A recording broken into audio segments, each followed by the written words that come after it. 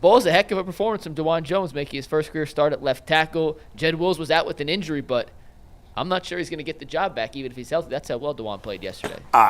Listen, Jed Wills is not any good, but let's not get carried away. It was one game. It was shocking because Dawand Jones has been awful this year. He's been just terrible. I think maybe he was a left tackle all along. I think he barely played it in college. I don't think he did play it in college. I don't know that he ever did. That was crazy. He did, but briefly. Did he? I'll be curious to see. One game at Ohio State. I'll be curious to see how he graded out, Mike. Are the grades out yet? Yes, they are. I'll pull it up right here. How'd he do? Jameis was the highest graded Brown. Not surprising. And Dawand Jones actually did not grade out well whatsoever. He graded out the lowest on the Browns with a 38.7 grade.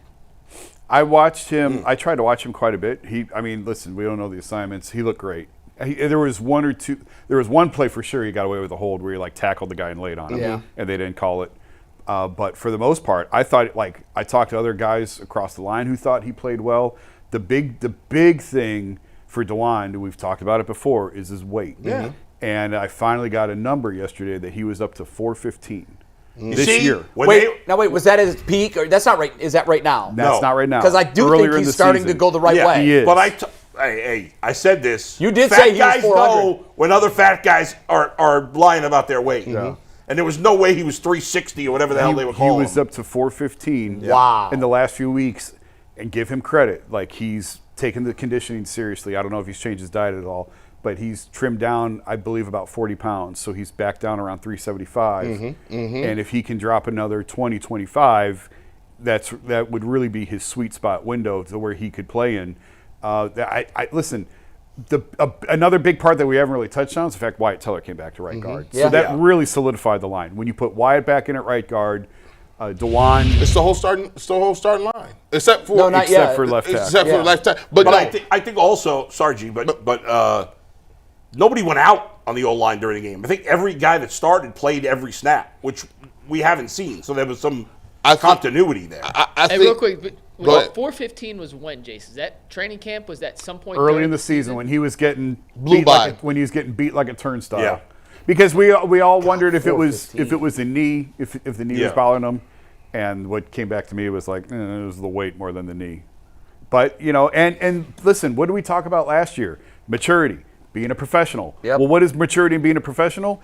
Keeping your weight under control. Showing up on day one, ready to work. Not 30 or 40 or 50 or 75 pounds overweight. Yeah. Right. I'm stunned, Jason, because that's been a propensity for him. And we've known he's a big, large human being.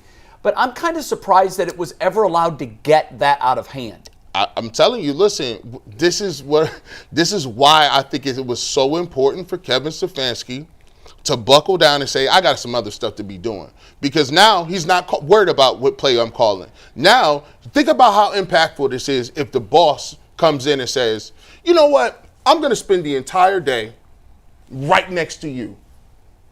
In film room, in the weight room, I'm walking next to you. I want to see how you working. I want to see how you working. Yeah. I want to see what you eating.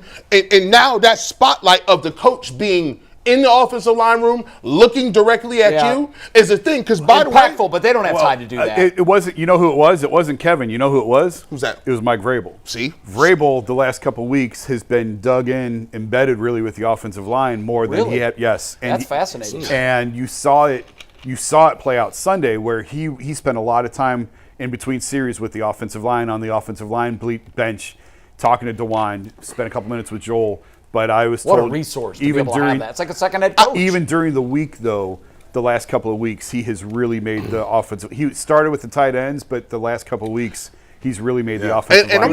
If I'm gonna criticize you when the team is playing bad, I'm gonna give Kevin Stefanski credit for making adjustments. And guess what? Jed Wills was not playing this week. Nope. He must have had time to get on Twitter to see them memes of which way did he go, George? Which way did he go? Listen, and he's sitting on the bench chilling. To Mike's point, I would stick with Dawand as long as he's playing. I'm not going to declare him off one game. No, not but I'm going to declare he's back out there next week. Jed's not. And I would also say this: it's his to lose. Yes. Absolutely. So you keep giving him leash. Right. And he's where he wants to be. This is what he wanted. Yeah. So maybe this is the motivation this is the carrot in front of him to keep the weight under control, to keep doing being a professional, doing what you're supposed to do. Because we didn't see this last year. No, we didn't. But it reared up over the summer and into all of their fears from last year that I kept telling you guys about. This is what they're worried about. I'll give you credit for that. Came true this year. Me and Jason was going back and forth about that. We had a contentious argument about Dawand Jones and him being immature, and I'll give you credit for that. You was spot on. You saw something, and even though he was playing well, there was something inside of him that wasn't ready to go. You got to be ready to go, man. And I think Kevin Stefanski looked at a bunch of guys saying, man, we're not ready to go a lot of places. And so let me dial that back a little bit and get a handle on this. To my point of being surprised that it got that far, on the first day of training camp, when you stand on the scale, there weren't 5-alarm fire bells going off. I don't know what he weighed in at when they reported. I don't know what the I remember seeing when I first saw him this year, and the video was coming back from camp. Everybody said it. They're like, I don't know if he was 415 then, but my guess is that's probably when it peaked. The problem, Jay, was what choice did they have? They had to play him because the other guys were hurt. Get his ass in shape. Well, that's easy to say. Ultimately, he's got to do it. He's got to put in the work. Fine, if he doesn't do it, you're not seeing the field. Right, but maybe they would have hurt. done that, but the other guys were hurt, so they couldn't do that. It's tough. And Jed Wills is a free agent at the end of the year anyway. So Finally, we're done with that debacle. And by the way, it's interesting. The Browns, as you said, and you're right, kind of have 2 head coaches.